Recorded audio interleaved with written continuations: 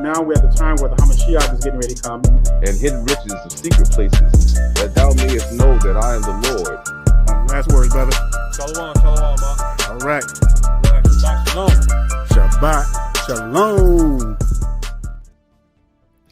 All right. Shabbat shalom, Yasharel. Khan, Shabbat shalom, Shabbat shalom, Yasharallah. Pray that you all are having a blessed Shabbat. You already know what you can do if you hear us loud and clear. You know how technology is sometimes, you can't always depend that it's going to always work properly. So need you all's feedback to make sure we loud and clear. Khan. All right. To the bruised, scattered to the four corners. And what a blessed Shabbat this is. All right. We got all ones up here in the comments. All right. And All welcome praises. everybody on. Go through here. All right. By the grace of the Most High, we are all brought together again. That's right. That's right. All right, we're gonna go ahead and get into our scripture reading. We got a nice, powerful lesson / discussion for you. We're gonna get into the weeds a little bit. All right, but before we do that, we're gonna go ahead and read our scripture readings. And well, if you want me to, I can start off with 29, and we just go back and forth. Khan. All righty, let's do it. All right, Jubilees chapter 2, starting with verse 29.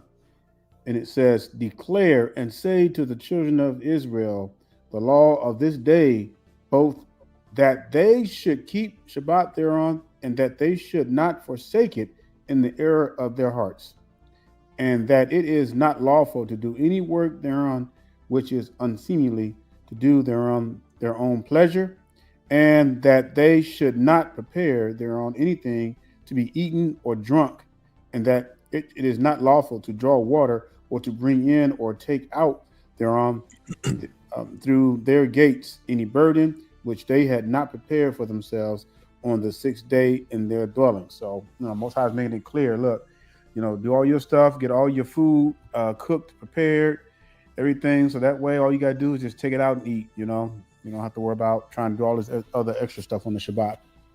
Khan. Now, I want y'all to also realize, too, that in verse 29, it's a descriptor where it says, the Sabbath thereon, do not forsake it in its error of their hearts, and that it is not lawful to do any work thereon which is unseemly, to do thereon their own pleasure.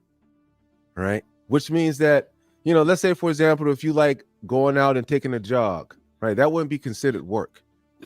Some people might think that's considered work, or maybe you might want to lift some weights or something like that. That's not considered work, because that's something that you like to do. It's something that is about your own pleasure. Okay. Unseemly work, which is stuff that you don't want to do, right? Stuff like that. Those are the things that you're not supposed to be doing on the Shabbat. Anything that can require stress or stuff like that, when it's supposed to be a day of rest.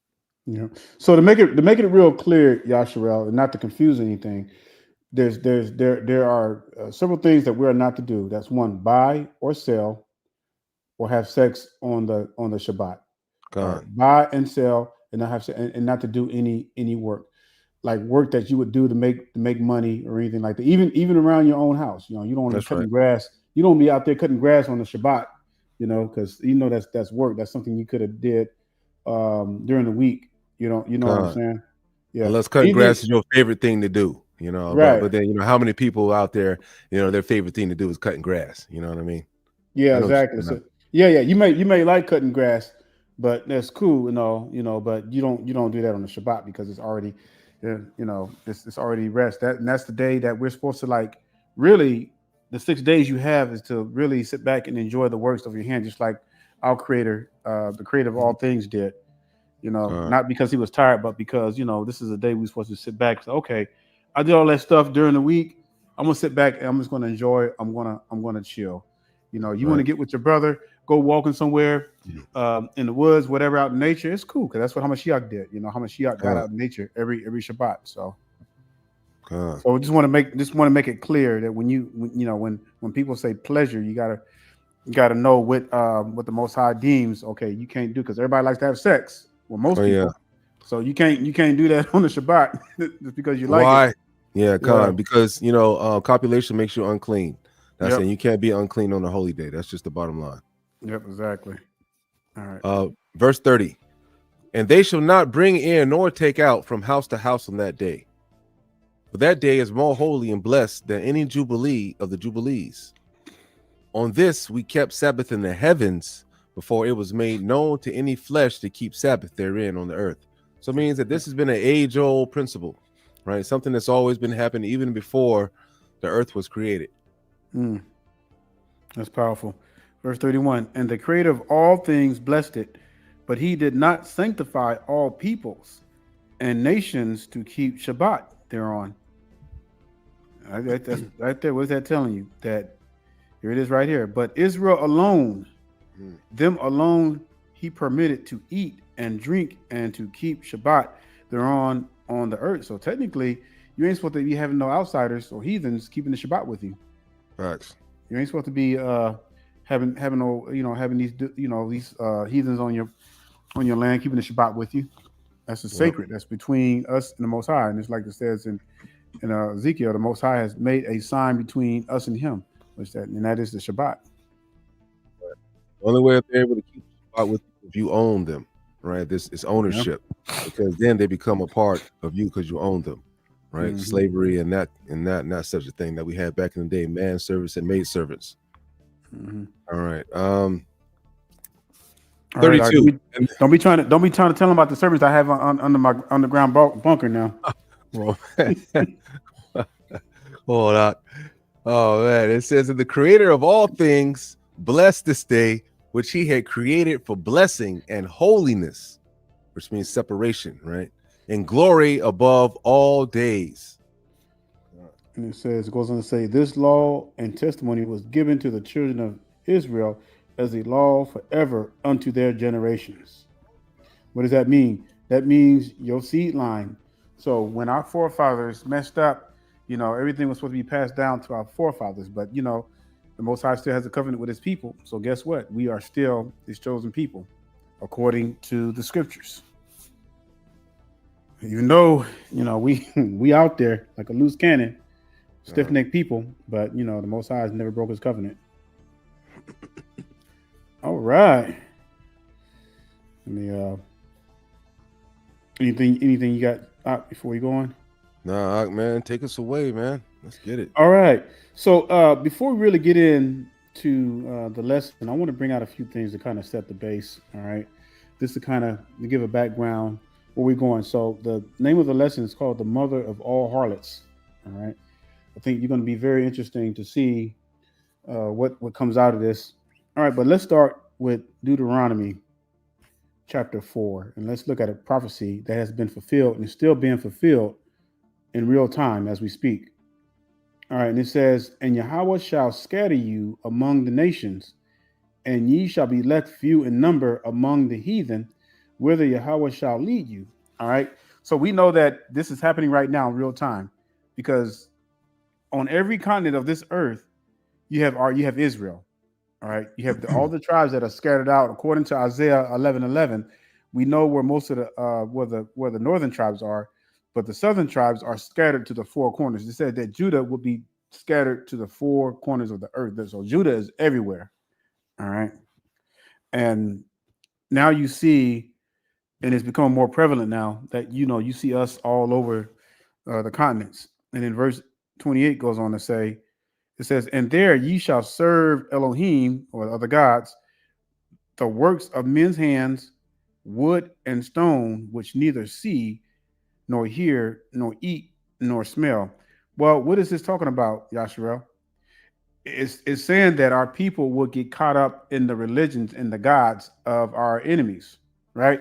So what is three of the biggest religions, some of the biggest religions right now? You have Islam, you have Catholicism, which is a huge religion, which Catholic means universal, which we're going to hit more on that.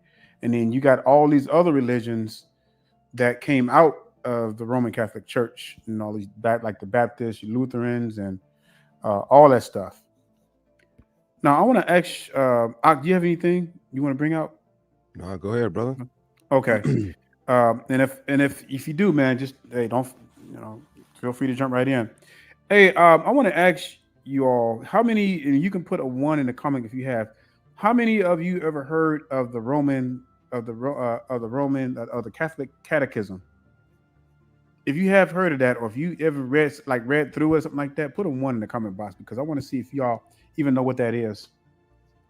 If you ever heard or read some of the Catholic Catechism or know what that is, put a one. All right, so good. All right, awesome.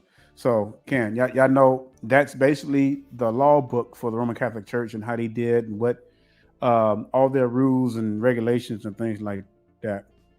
But I wanted to share something with you because this is going to tie into the lesson and what me and Brother Aton is going to bring out, as far as concerning the title of the lesson, The Mother of All Harlots. So I'm going to bring up something because I want to show y'all something, a couple of things in the catechism. And one of those things was the authorization to change the day of worship from Saturday to Sunday. All right. The scriptures never gave that authorization. All right. The Most High never, ever commissioned any church to give authority to change anything in the Most High's Torah. Can you see that? Do I need to make it bigger? I can see that fine, but my screen's big. Oh, okay. All right. Yeah, that's so I'm good, just gonna I'm just gonna read a few things here. I'm not gonna read the whole thing, of course. I'm just gonna read a few things. It says, and this is the Catholic Catechism 2185, and it says, on Sundays and other holy days of the obligation, the faithful are to refrain from engaging in work or activities that hinder the worship owed to God, the joy proper to the Lord's day. So they call that the Lord's day, but we know that the Lord's day is the Holy Shabbat. All right, the seventh day of the week. It says the performance of the works of mercy and the appropriate relaxation of minds and body. You see how they exert authority in this, because this is their thing. They believe that Peter was the first pope. That's their belief. It says family needs or important social service can legitimately excuse from the obligation of Sunday rest. The faithful should see to it that legitimate excuse do not lead to habits prejudicial, if I pronounce that right, to religion, family, life, and health. How many of you ever heard of the Sunday Blue Laws? You ever heard of the Sunday Blue Laws? Those existed back like in the late 1700s to like the early 1900s. So the Sunday Blue Laws is that, and they still have them on some of the books. You could not work on a Sunday. Period. Like you could get fined for working on a Sunday. All right. And now most business on the Sundays, they don't stay open too long. They close early on Sundays. Y'all notice that? Well, that's part of the old Sunday Blue Law books that's still on the books today. Some companies, some businesses are completely closed still on Sundays. All right, like your Chick-fil-A, because they're like a Christian organization. So they a lot of them still keep Sunday as the day of the Lord. All right, but I wanted to show you this to show you how ingrained the people are, and especially our people. All right, and that's one of the main reasons why I wanted to show you this. So I'm gonna show you another one here. And again, man, feel free to jump in, man, anytime. Oh, man. All right, if y'all can see that right there, I'm gonna pull that up. So these are just the accurate numbers right here, 2090. The Shabbat, which represents the completion of the first creation, has been replaced by Sunday, which recalls the new creation inaugurated by the resurrection of Christ. Now, who gave these folks authorization to make claim of the Most High's word? And you see how blasphemous this is, right? You see how when you have a church that will come in and oppress our people, but then have the audacity to say, okay, well, we're gonna declare the holy Shabbat, the Shabbat that the creator of all things declared to be holy. We're gonna take that and we're gonna make Sunday the day of the sun, and we're gonna cause the whole world to keep Sunday. Because technically, which day, if you look at the whole evangelical world, what groups mostly keep Sunday?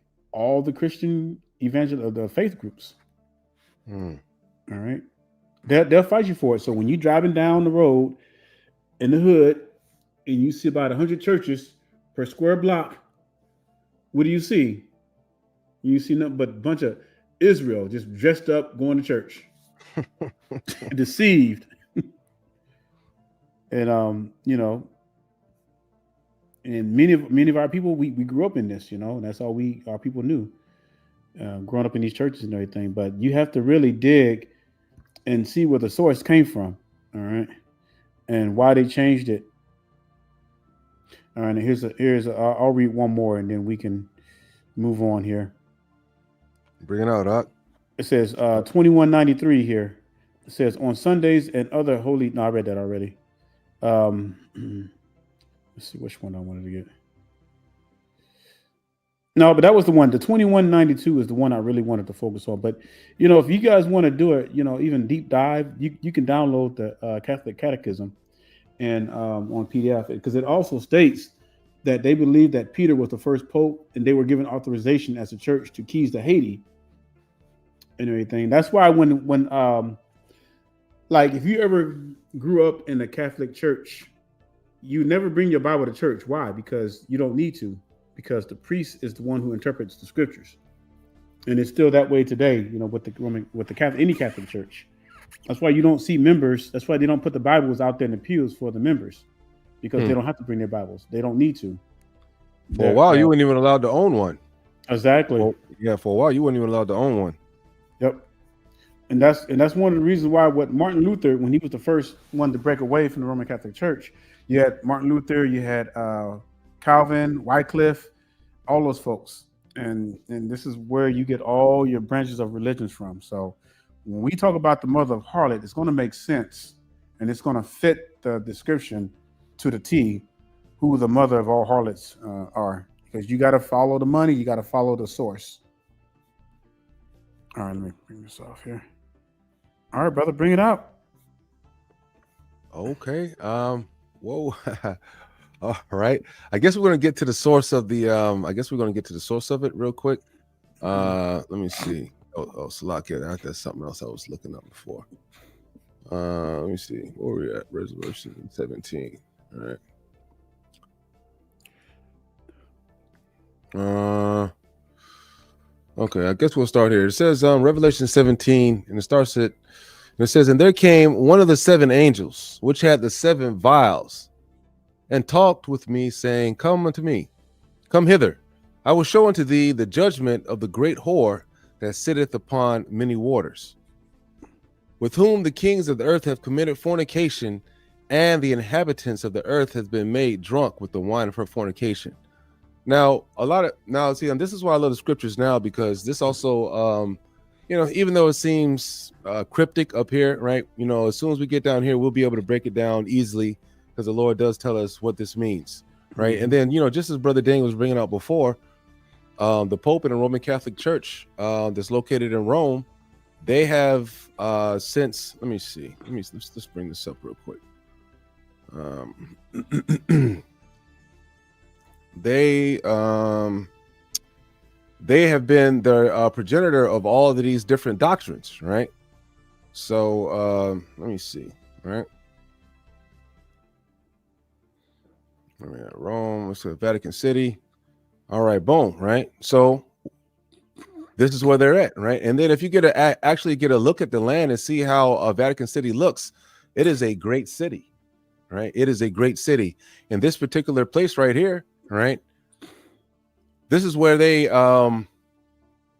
just hand out different religions, even the so-called fake Jews, right? They come there, and they have a so-called they have an okay relationship now, even though they were beefing in the past. Even the Pope, what does he do? He wears that stupid slack it, man. He wears that silly looking yarmulke thing, that little cap that they put on the back of his head. Why does he have that on his head? Right, so we see that this is pretty much the progenitor of all of these, strange religions. And then not only that, right, but let me see, we are Rome right there. Well, we'll talk about that a little later.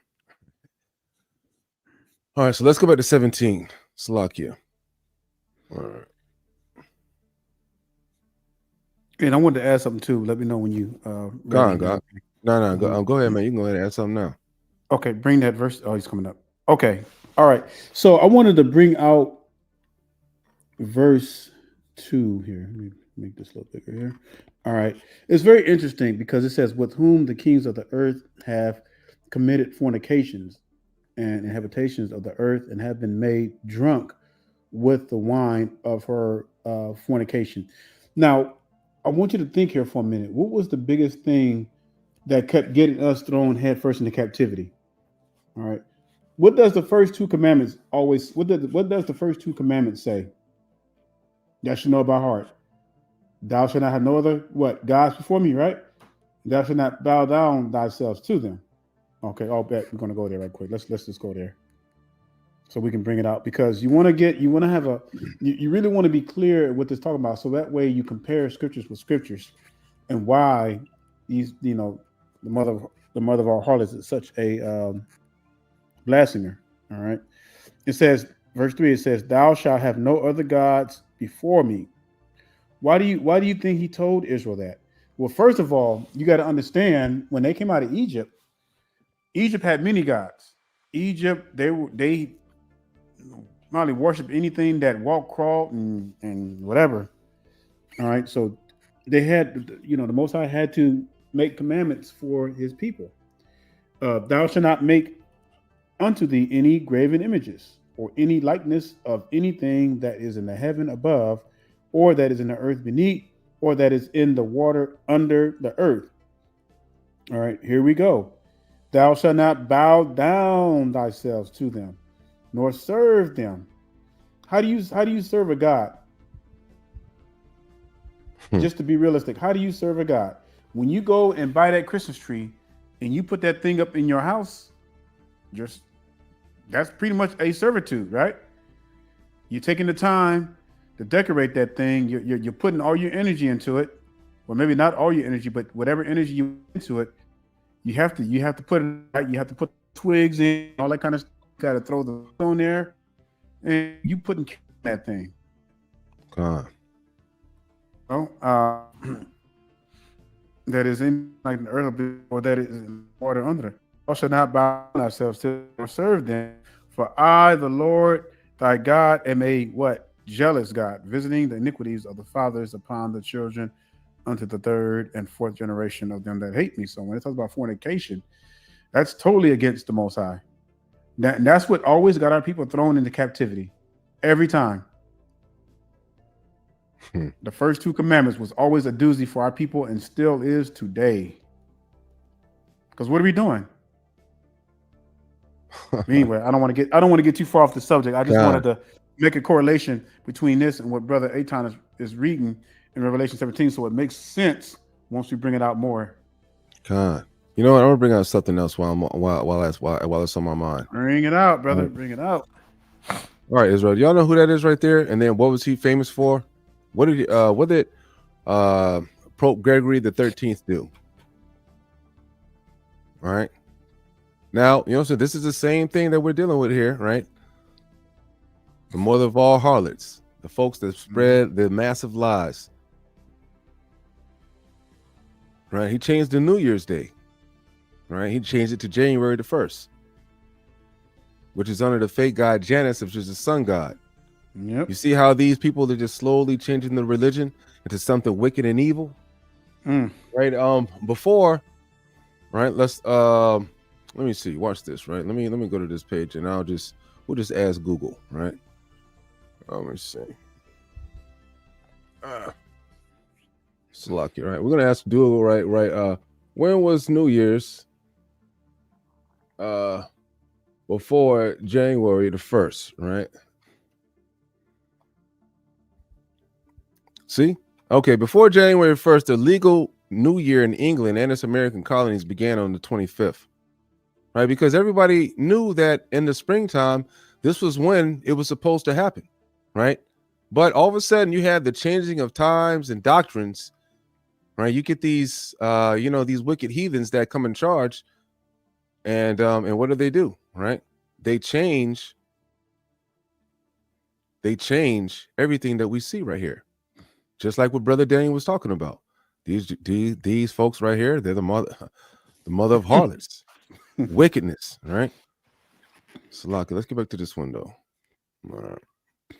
And let me know when you need to read out so I can take Are you some gonna notes. read? All right, kind of bet. Let me see. What is it? Revelation 17, I believe. And we stopped at verse 2 on 3. All right, Con.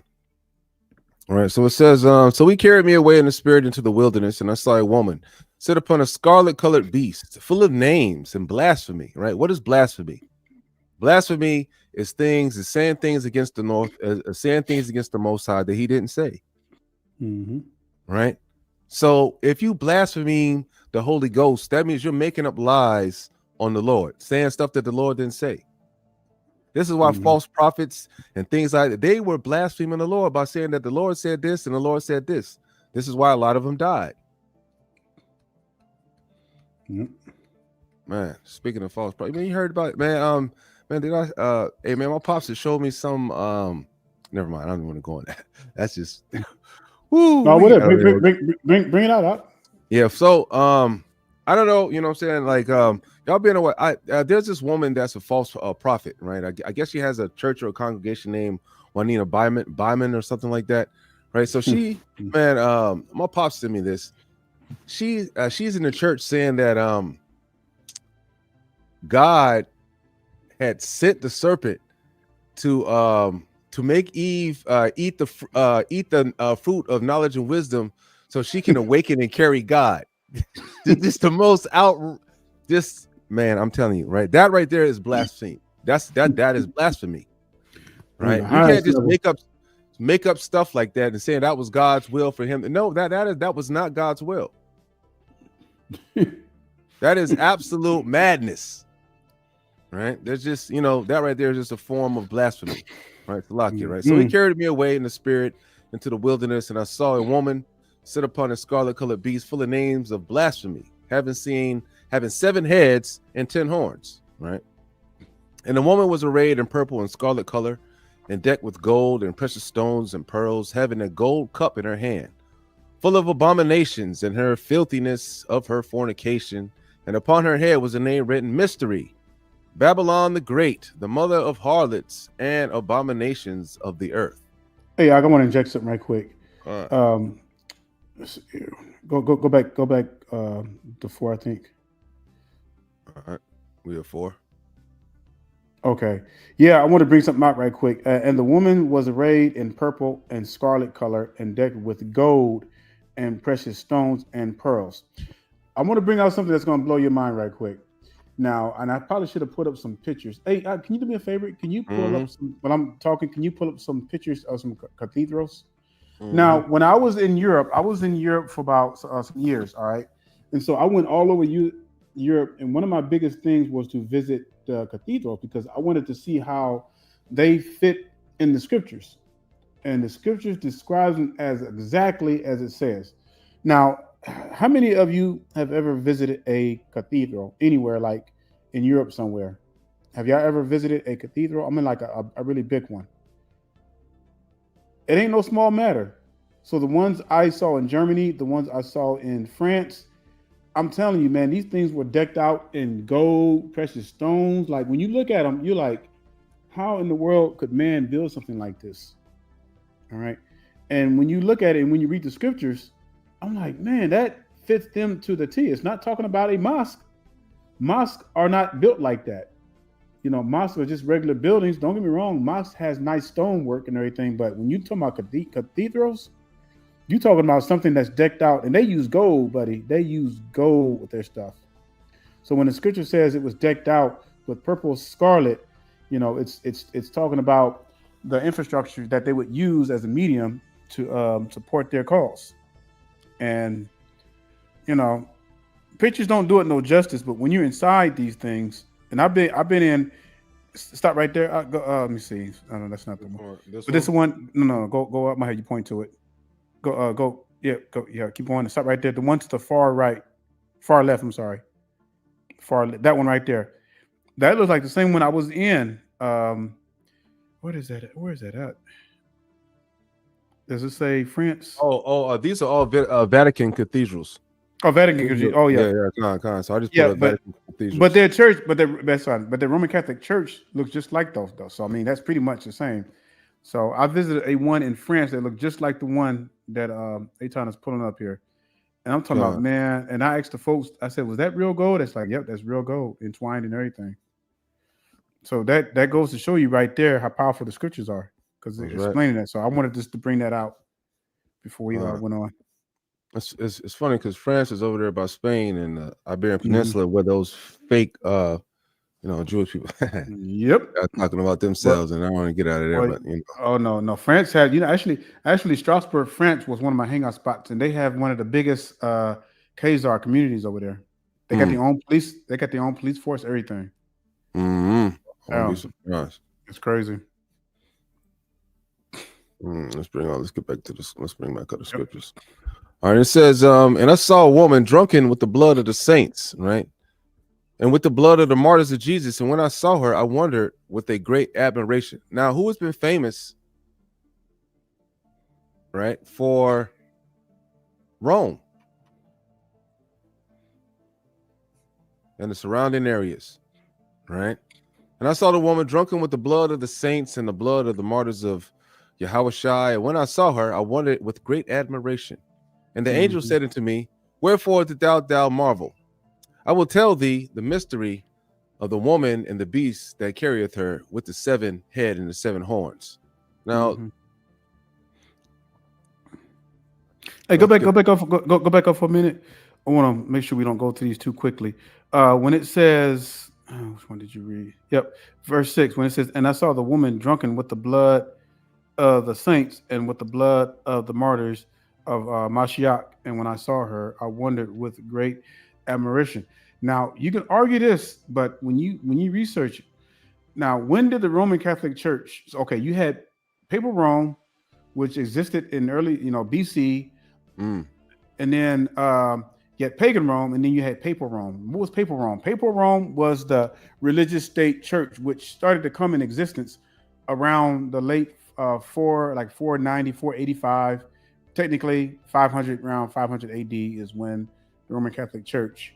So these were the same times that they killed a lot of our people. Because why? Because our people, even though our people had fled, but there were still a lot of our people that were still around. And because they were keeping the Shabbat, they were killing our people. All right, you can look this up. You can research this. That's why it says that, and I saw the woman, and I saw the woman drunken with the blood of the saints. It's not talking about the heathens. Why would the Most High call the heathen saints? And why would they be drunken with the blood of the saints? Because in order to be able to change some things, you had to get rid of the old. You had to get rid of the original. All right. So a lot of our people were persecuted. That has already happened. Whether it's going to happen again, but you really gotta look at the whole big story and whole thing. So that's why when we read the scriptures, you want to break each one down so you understand what's going on here. And then when we get down further, it's going to make a lot more sense, because basically the scriptures are going to tell you what all this stuff is, who the mother is, who the people, all that. No, that's all just skipping down there. I mean, Okay. we can go through, talking about the beast and talking about Satan and all this other stuff, because, he was destined to go to the bottomless pit. Then he was going to be released for a short time to cause more, to cause the heathens to raise up against us. Do you want to go through all that, or you just want to? We can start with, is that, let me see, go back up to 9. Isn't that where it begins, where it talks about the 7 heads, and then it says, and here is the mind which hath wisdom.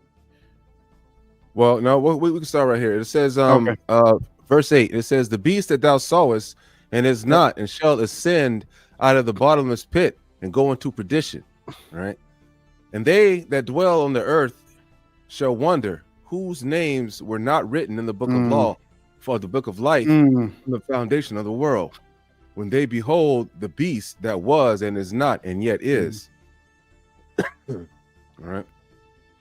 It's weird, because I speaking about dragons and stuff like that, I also think that Well, you remember how Satan came and was flying? Well, I wouldn't say like flying, but I don't know, man. I just thought, I just thought it was like a real mystery how in the scriptures, and I think what was it, Matthew 4? Hold on, Slucky. Let me see. I think it's Matthew 4 or 5. Let me see. Slucky, Israel.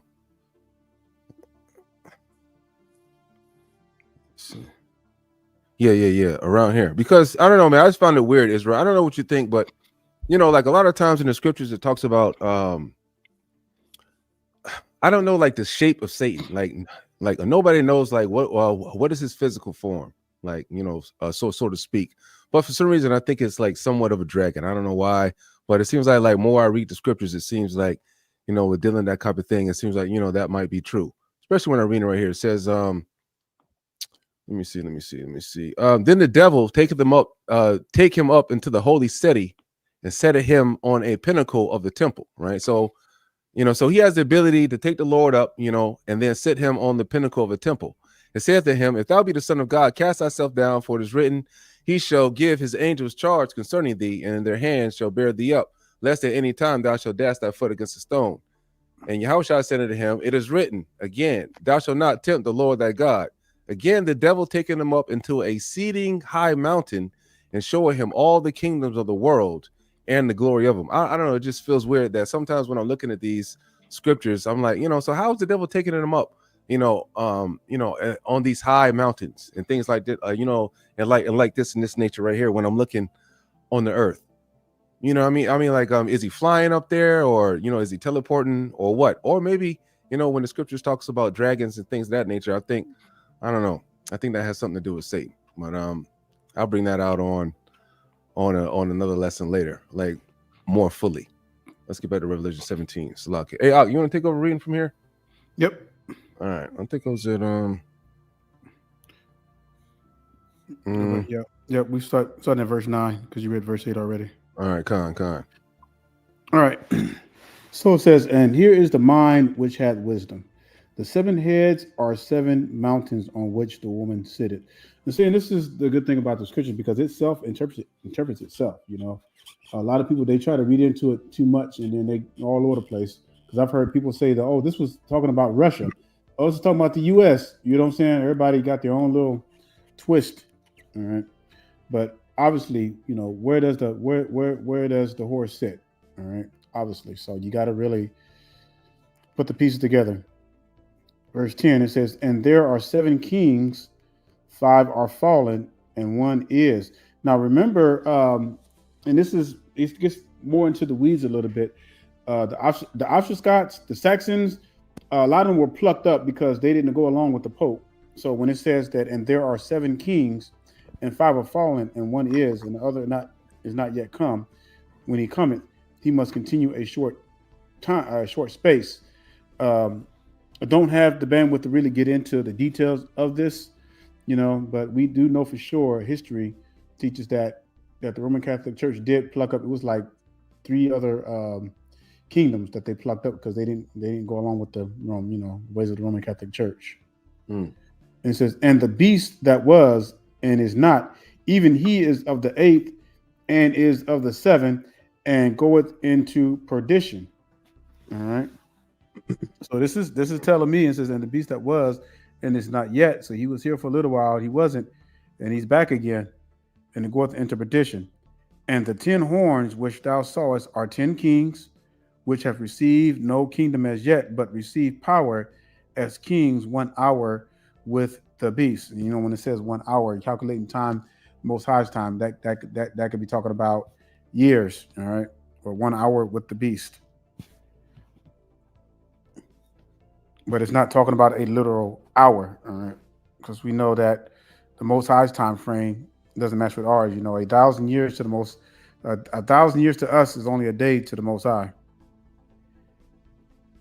You want to scroll up a little bit? Okay, yes, lucky. I'll read verse 13. All right.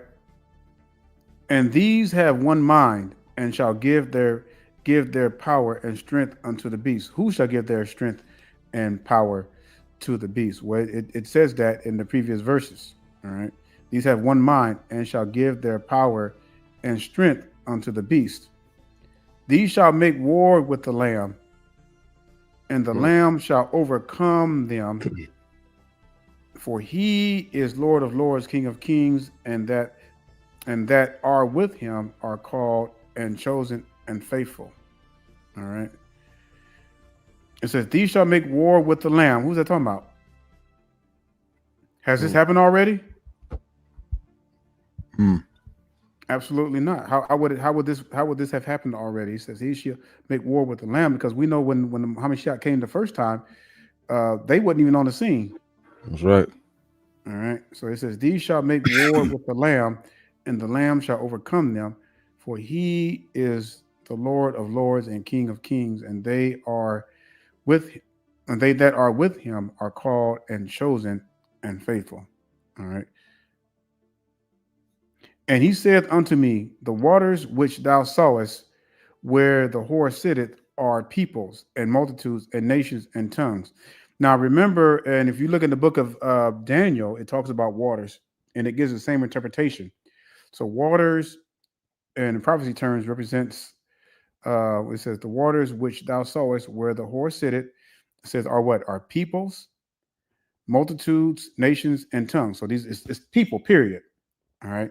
So anytime you hear, or when you read in the scriptures and it's talking about, the waters, whatever, in terms of prophecy terms, it's talking about population, it's talking about people. All right. The scripture needs no interpretation. It tells you exactly what's going on here. All right. Verse 16. And the 10 horns which thou sawest upon the beast, these shall hate the whore, and shall make war and make her desolate and naked, and shall eat her flesh and burn her with fire. What was that? Y'all remember when the Roman Catholic Church died, and then that Pope was captured? I forgot the name of that Pope that was captured. So there was no, and this was back in the early back in the late 1700s. What was the name of that Pope that was captured? And that was pretty much the end of the Roman Catholic Church for the time being. Because if you look at the history of all the religions that broke away from it, you know that they pointed to the Roman Catholic Church as the whore. All these other religions, they were not putting no Christmas trees up. They knew that all these religions were pagan. But when the Pope was reinstated back in the early 1900s, you notice that the Roman Catholic Church started to rise again. It started to become a very popular force. And now it's to the point where it's so powerful that really nothing can stop it but the Most High himself. Man. And it pays to research the history, but I can't think of that name of that Pope to save my life that was captured. And that was the end of the Vatican. It happened like in, I want to say, it might have been like 1790 something. And the Vatican was officially declared dead, pretty much. Not completely, but it was pretty much completely dead, because for a while, the evangelical world had no influence with the Roman Catholic Church. They wouldn't celebrate no holidays. They wouldn't celebrate Thanksgiving. They wouldn't celebrate Christmas. None of those holidays. The church back then, man, they'll beat you with a stick if you come in there with trying to celebrate something like that. And these were the heathen folks. So, but now, I know Pope John Paul was very instrumental in bringing and really strengthening the Roman Catholic Church into what it is today. And Pope John Paul was the dude back in the back in the 80s or something like that, 90s. But yeah, there's a lot of history behind this, y'all. All right. Well, see what it says. Go ahead. Oh, it says, I don't know, man. It's just an interesting verse. It says, and he saith unto me, the waters which thou sawest, which we all know in the scriptures that when it says waters, it's most of the time analogy for people, right? Other nations, right? Large groups of people. And it says, where the whore sitteth are peoples, multitudes, and nations and tongues. So a lot of people, man, they're going to be feeling deceived, right? They're going to be feeling some type of way during the situation. And then as you see at 16, it says that pretty much that those people, they're going to make war with their destroyer, right? So, be on the lookout. It's going to be a time where obviously that, the Vatican and all these false doctrines and stuff like that, right? It's going to be destroyed, with fire. And the Lord's going to put it on the spirit of these heathens to do it, Like, you got to realize the greatest thing about being an Israelite is that we don't have to do anything because we have a God, right? You know, when you're in your father's house, your father takes care of you, right? He feeds you, he clothes you, right? He does all of these things when you're a child and you're coming up under your father, you know what I'm saying? When you're coming up under your father, right? You don't have to do anything, right? You don't have to bother, you know what I'm saying? Nobody should bother you because your father's got the protection over you. It's the same thing with the Lord. It's why we didn't have to fight coming out of Egypt, right?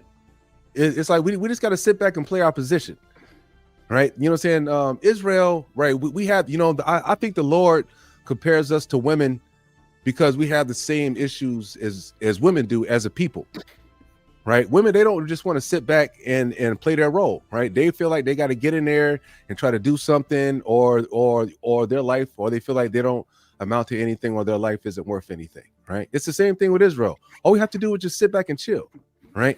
We don't have to do anything but obey the Lord, and everything's going to be all right. But that seems to be something hard for our people to do, because forever we've always wanted to be like the heathen, right? Always wanted to try to, you know, do extra stuff. And, you know, man, when really we don't have to do that. Like David, right? David didn't have to go after Bathsheba on the roof.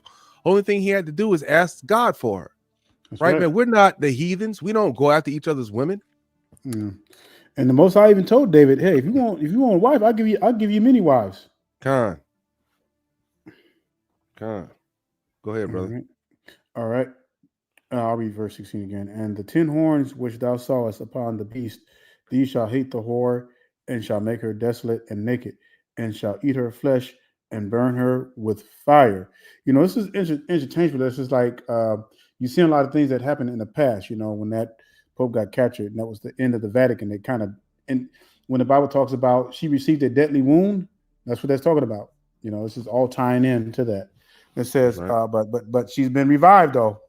And it says, verse 17, for God hath put in their hearts to fulfill his will, and to agree, and to give their kingdom unto the beast, until the words of God shall be fulfilled. That's what Brother Aton was just talking about. You know, the Most High is going to turn these heathens against one another to destroy it. And the woman which thou sawest in the great city, which reigneth over the kings of the earth. Let me scroll up. Is that it? Oh, that's it, brother. Okay. Verse 18 is the last one. And it says, and the woman which thou sawest, the great city. What great city, right? We can look at Vatican. We can see how great that is now. Mm-hmm.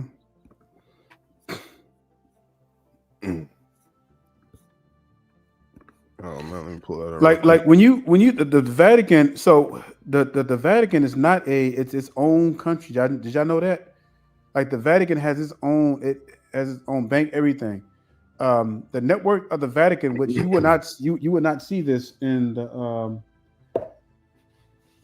Fortune 500. The Fortune 500 is a joke. All right, you got billionaires in the five. They don't. You notice they don't go past anything to a trillion, but you have trillionaires. But the Roman Catholic Church, the Vatican, is the richest church on the face of the earth. I'm talking about trillions of dollars.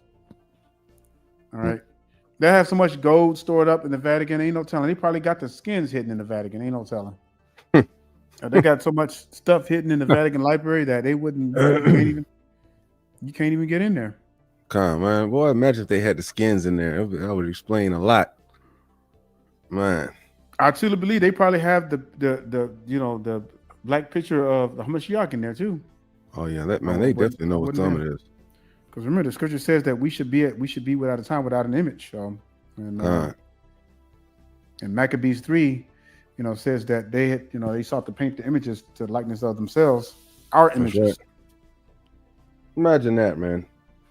I was talking to I was talking to somebody earlier, and I was like, they were trying to say that, of course, I know we always hear the same thing all the time where, hey man, well, I just don't believe that God is only going to save Israel. That just doesn't make sense to me. I just don't believe that. But then you got to ask those people, like, why would you believe that God will save you when that's a book of another race? That's a whole book of another race. Their people wrote that book for their people and their race. And then all of a sudden you just got a hold of their book and start applying the stuff in there to you. That doesn't make sense. I mean, just like the complete delusion that people have. How can you take a book that belongs to someone else and then start applying all the great things and all the blessings and stuff like that to yourself? And you're not of that nation. You don't have any a covenant with God. You don't have any history with God or anything like that. You might read one or two ambiguous scriptures and then in some kind of way you want to attribute that to yourself. All right, it's madness.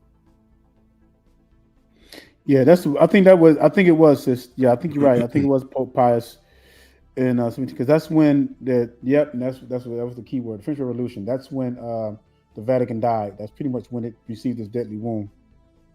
Yep. No, I think that's it. Thanks, sis. All these people are going to get destroyed, Israel. It don't really matter anyway, because at the end of the day, right, they're none but servants and runaway slaves. But it's interesting how the scriptures point out that it points out to, because that's the only church in biblical prophecy that it fits. It fit. You can't say that it's Islam. Islam, they don't operate like that. All the other religions you can't point to because they all came out of the Roman Catholic Church. So why is she called the Mother of All Harlots? All right, and abominations. That's right. Yep. Just imagine, man. They've taken the word of God and just divvied it up into doctrines. Here, let me give you a doctrine. Here, let me give you a cut, and you can teach this. And here, you teach this, but make sure you pass around that offering plate. We need that money, right? Pass around that offering plate. Pay your dues, right? Make sure this is exactly how we want it. You can't even. You have to go to their schools in order to get their doctrines, in order to be able to preach a certain single thing. You can't go off the rails and preach what you want to preach if you go to their schools and get their doctrines, right? Because they preach you their particular curriculum that they want you to teach. It's a whole system. And not only that, too, you look at, like, when did we start off? Like, actually, the 1611 was the original Bible at one time. All right. But then next thing you know, they started, I think I want to say the new New King James Version, and that came out. And all of a sudden you start having all these different translations. Y'all know that there's over 100 different translations of the scriptures now. Y'all know that? Like, it's stuff out there that I haven't even heard of before. It's probably close to 1,000 by now.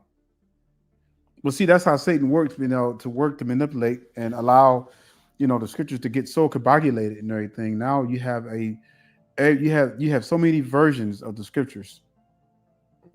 For everything that the Most High, everything that the Most High has truth for, Satan has a counterfeit.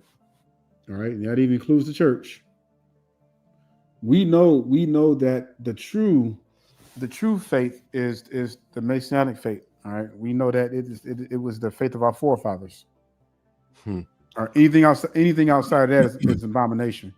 All right, and this is why we were told not to fall in love, not to get with their women, not to marry their women. All right, because they were filthy, and we had our own laws, and coming out of Egypt was bad enough because we had, and that's why they had laws against sleeping with men sleeping with men, women sleeping with women. Not, laws against sleeping with your mother, because guess what? They were doing that in Egypt. If you look at the history of Egypt, incest was like a normal practice there. Wicked. I mean, they were having sex. Kids were having sex with adults, and I mean, it was just wickedness. And now I see why Yasharel had to have all these different laws, because coming out of Egypt, they were still practicing a lot of that stuff. They had to be reminded, hey, we don't get down like that. You don't marry your sister. You don't have sex with your sister or your mother. You don't supposed to see your dad naked. They were doing all that stuff in Egypt. You're not supposed to see your mother naked. They were doing all that stuff in Egypt. And just straight wickedness. So, Israel, and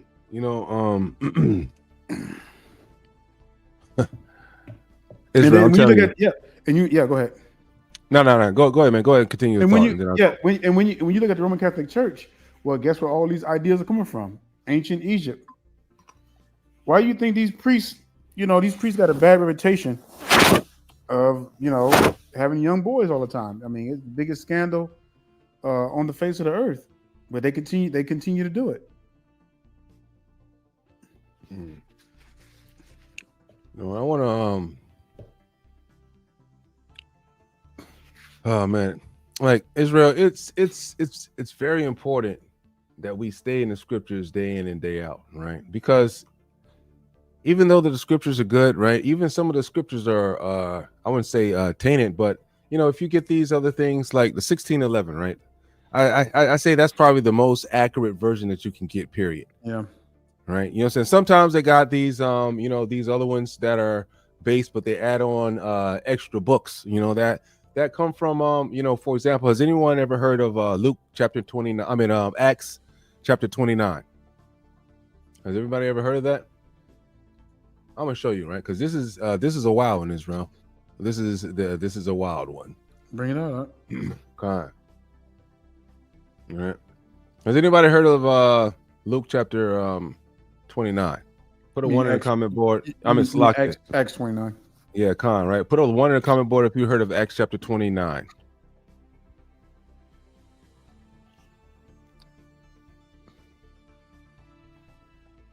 All right. I'll wait for a second to see if I get some ones, or and two if you didn't, and two in the comment board if you didn't, I guess. All right.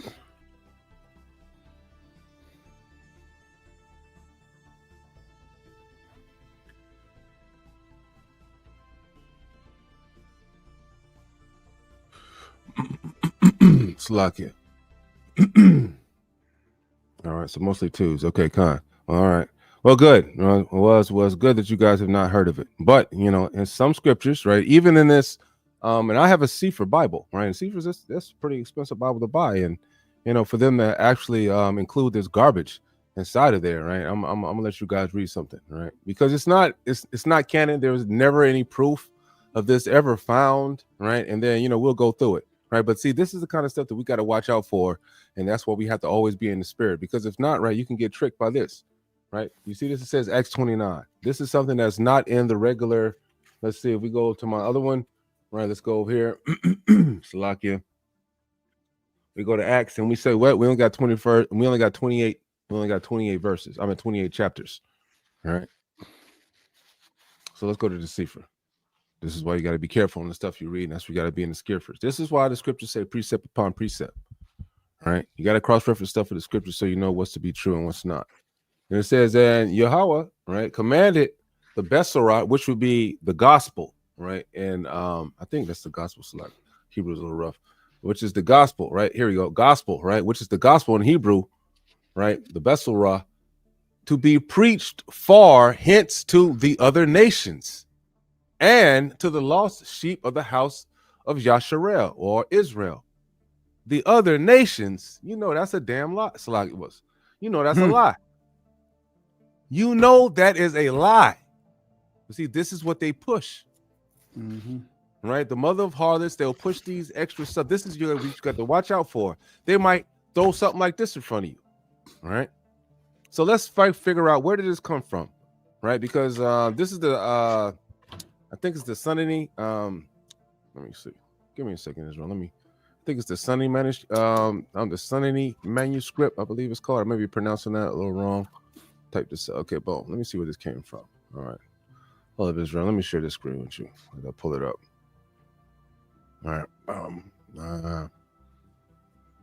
Boom.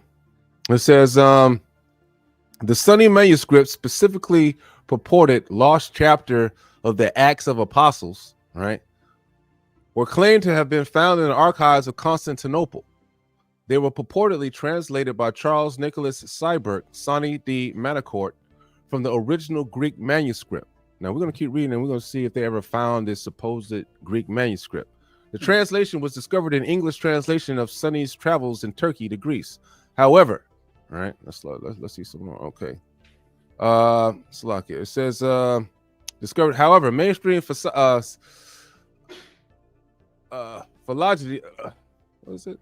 Psychology, philosophy, philology. I don't know what's going on right now. Largely considers the text to be a pseudepigrapha or a fraudulent work due to the lack of evidence for the original Greek manuscripts and internal inconsistencies. right? So in other words, it says, what did it say in my where did it say? Let me see. Which means that what, right? They were never able to find, right? They were never able to find the book. It says Acts 29 isn't removed from the Bible, but it wasn't originally part of the canonical books of Acts. The book of Acts ends with Paul under the house arrest in Rome in chapter 28. The idea of missing 29 sometimes refers to a lost chapter of Acts as a theory that a lost or incomplete chapter existing to detail Paul's travels and ministry. But one thing about it is that they never was able to find the let me see. This Exodus is not supported by earliest reliable manuscripts. That's also they were not able to find this particular text, right? Let me see. Let me see. In Greek, let me see. Watch this, right? Let me see some of the manuscripts. Let me see. Were they? Were they able to find the original Sony manuscripts in Greek? So,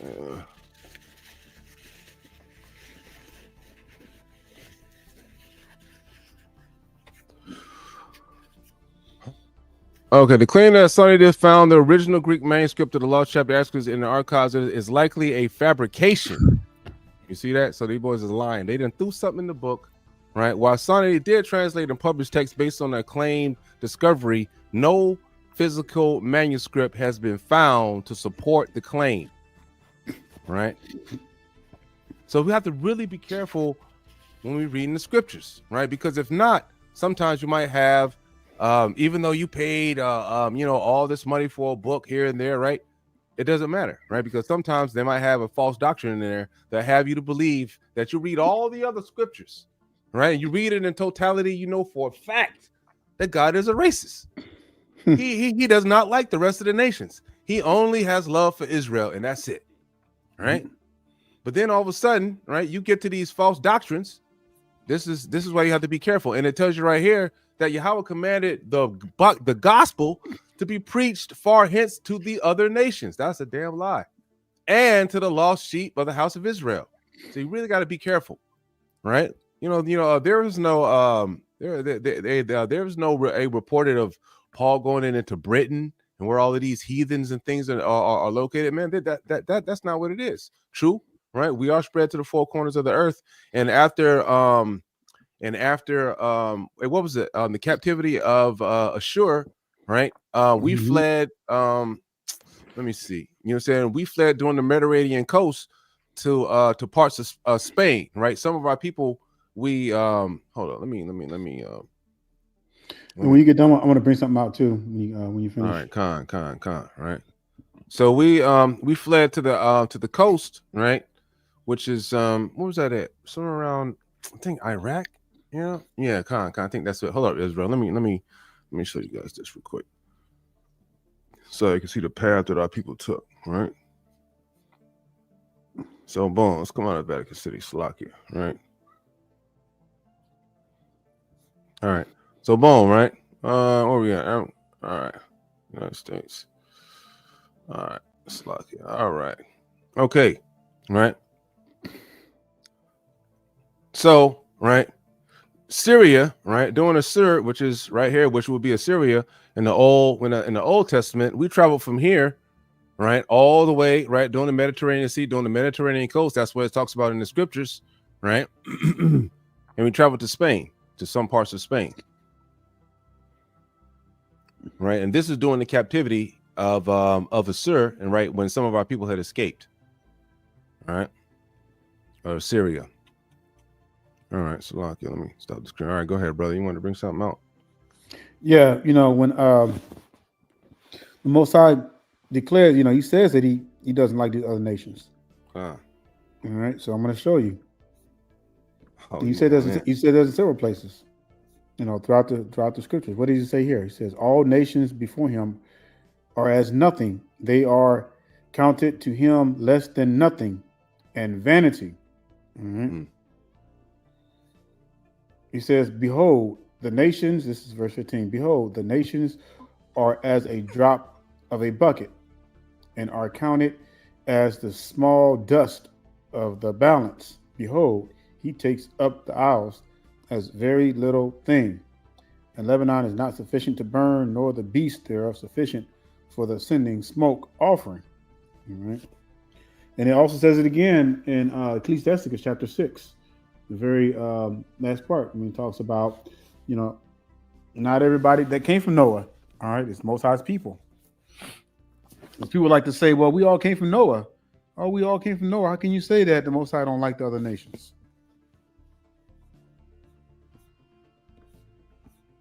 Very clear. Bring it out. Yeah. So that's why, and that's why, again, you have to, like Brother Aton was saying, you got to precept upon precept, line upon line, here a little, there a little.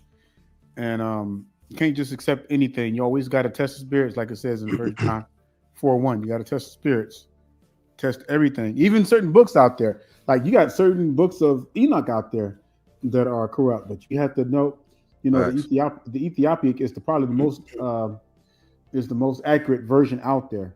All right. Other books, they got a book. It's a book called what is it? Adam and Eve, when it talks about, because when Eve sinned, the moon turned, it was supposed to turn that way and everything.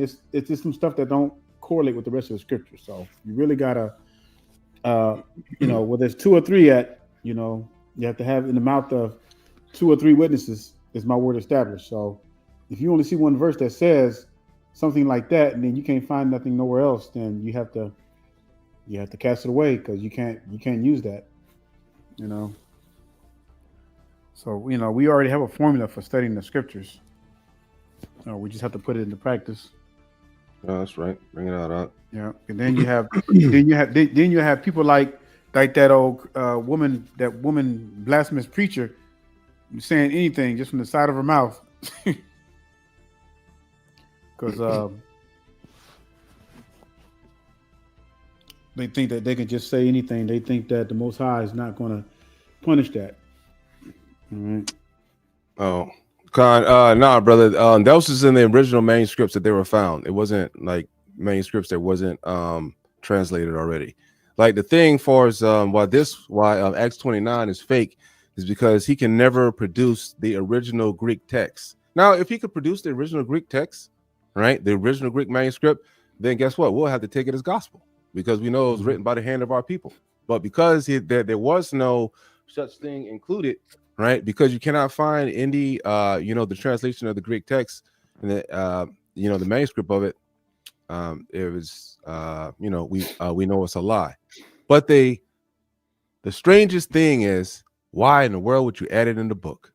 Don't add it in there if you know it's a lie. It hasn't been proven. But they got you in there reading Acts 29 in a book that's expensive, that you think that you're getting something out of.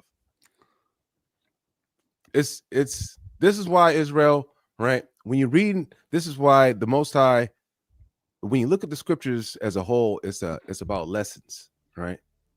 It's about lessons about, how to move, right? What to do, saying what's right and what's wrong, what happens when you do this, that, and the third. But the main thing that you got to take away from the scriptures is keeping the commandments. If you get caught up, right, in all the little bitty, parts that somebody could come in and change something and have something meaning a total different thing than this and that and the third, right, man, that can get you destroyed.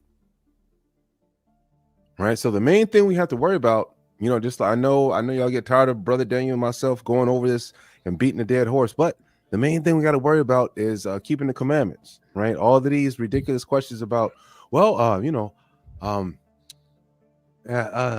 about, tell me about this or that in the scriptures, or, it says this little bit here that I'm not sure about this and that. I mean, if it says that, that you can come back again on the earth, how is that helping you getting saved? You see what I'm saying? Like, with these people, they come up with this false doctrines and stuff like this. They're worrying about, Hamashiach was made by Joseph. Now we know that's a false doctrine, right? If you're in the spirit, you automatically know that's a false doctrine, right? But for somebody to try to bring that out as a false doctrine or as a doctrine in itself, you're worrying about the wrong thing. You're not trying to, live righteously. You're not trying to help your brother. You're not trying to feed the poor. You're not trying to commit charity. You're not doing any of these things. You're concentrating on bringing out a doctrine instead of obeying the Most High. Like I said, that you're doing too much.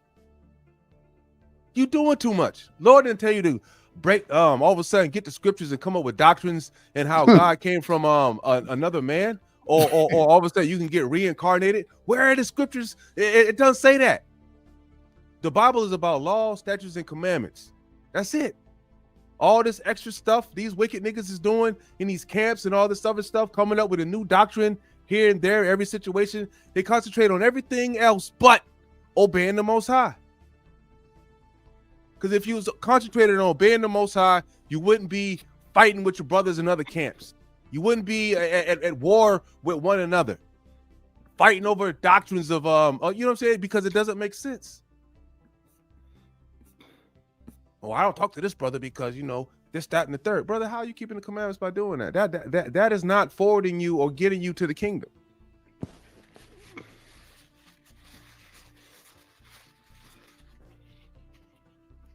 We smarter than that, Israel.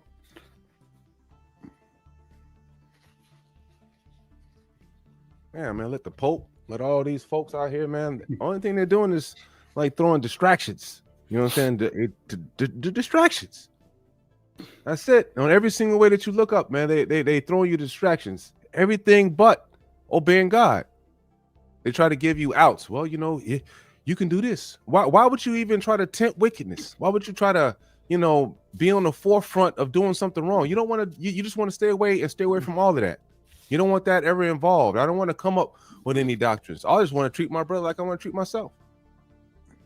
I want to chill, you know what I'm saying, with my fam, you know what I'm saying, that keeps the commandments on the holy days. I'm chilling.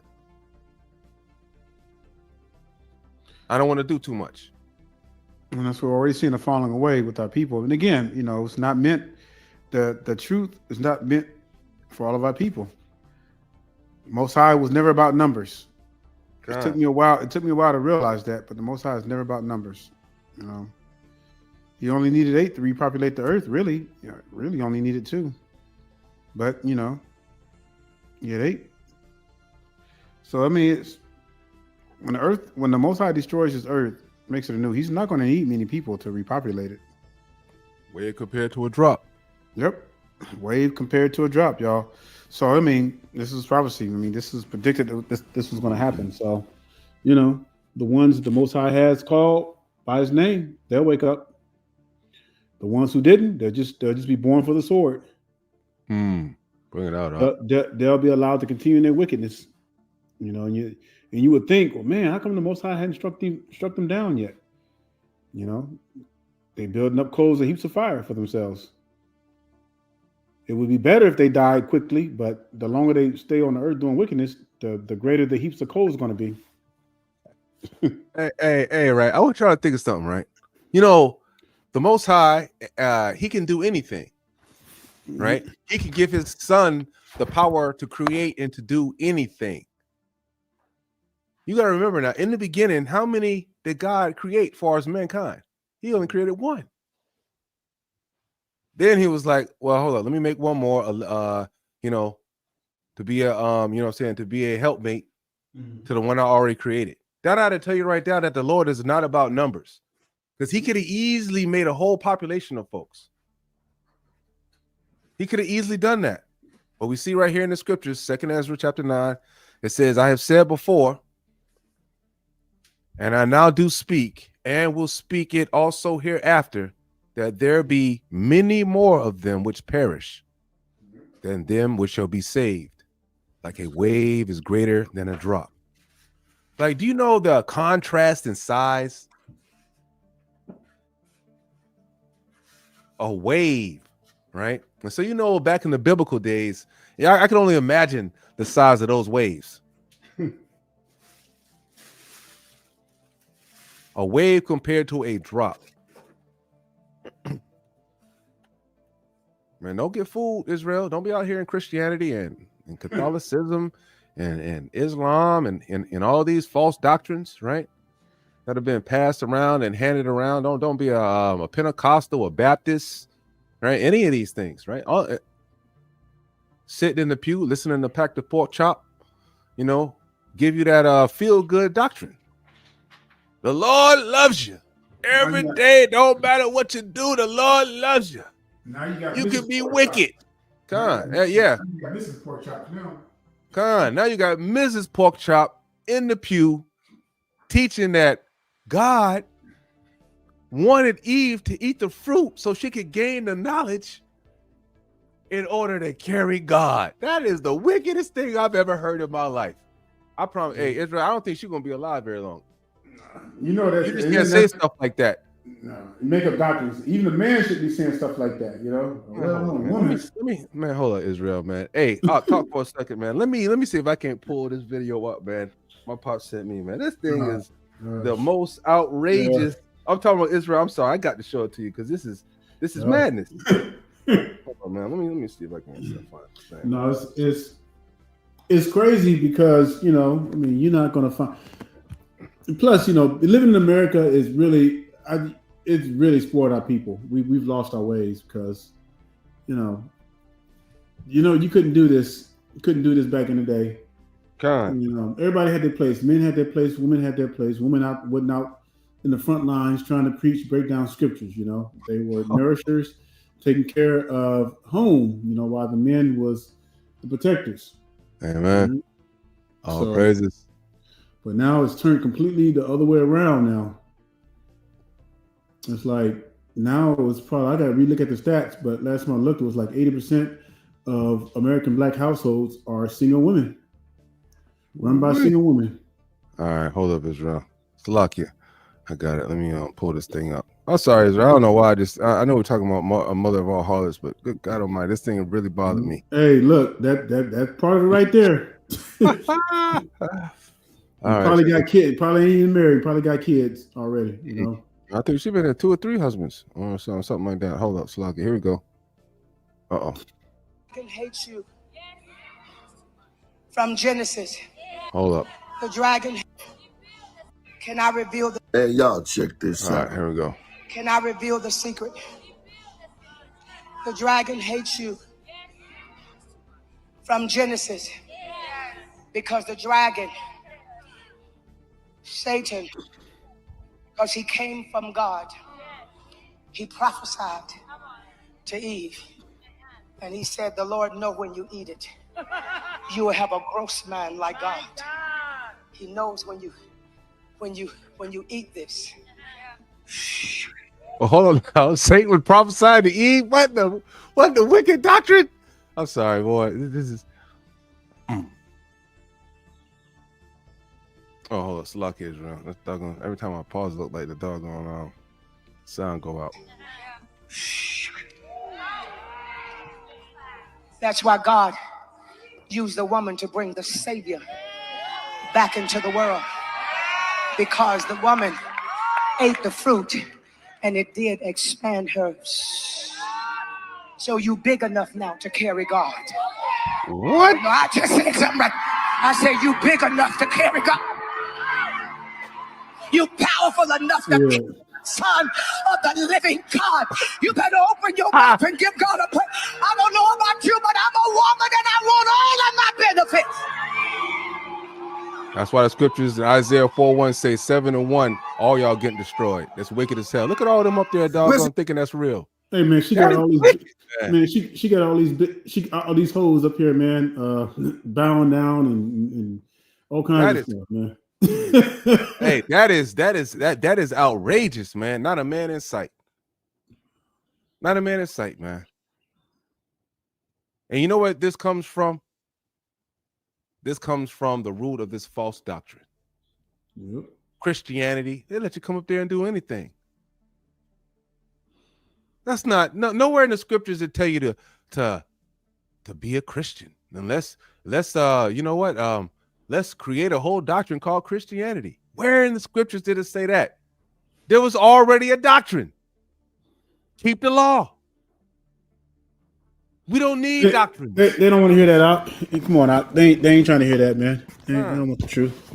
Absolute madness, man. Go ahead. They don't want the they don't want the truth, man. They don't want that, man. You preaching You preaching blasphemy. They don't want that, man. They don't want the truth. I don't know why you think doctrines got to exist. There is no such thing. You don't need a doctrine. Only thing you need to do is obey. When you come up in your household and your dad tell you to go wash them dishes, take out that trash, and cut the grass. That's not a doctrine. It's a command. It's a command. It's not a doctrine. It is a command. Get your butt to doing it now. I don't want to hear no back talk. I don't want no side missions going on. Do what I tell you to do. And then 9 times out of 10, if you do what your pops tell you to do and don't give him no hassle, he gonna look out for you. Make sure you're straight. You see what I'm saying? It's the same relationship with the Lord. I don't understand why our people don't understand that. Doctrines. Blinded. But again, wave to a drop. Yeah, bring it out. Wave to a drop. That's prime example. That's all I got, Doc. Me too, man. I don't got no more. I want to go off on side missions here. All right. All right, Israel. I don't got any more. That's right for me. Y'all remember, hey, stay prayed up, right? Study hard these scriptures. Build these precepts. God. Build them up the way you can and everything, because I'm telling you, it's gonna get crazy. We're gonna see more wicked stuff than this. Bring it out. So with that being said, until next time, Yasharel, I want to bid you a hearty Shabbat Shalom. And stay strong.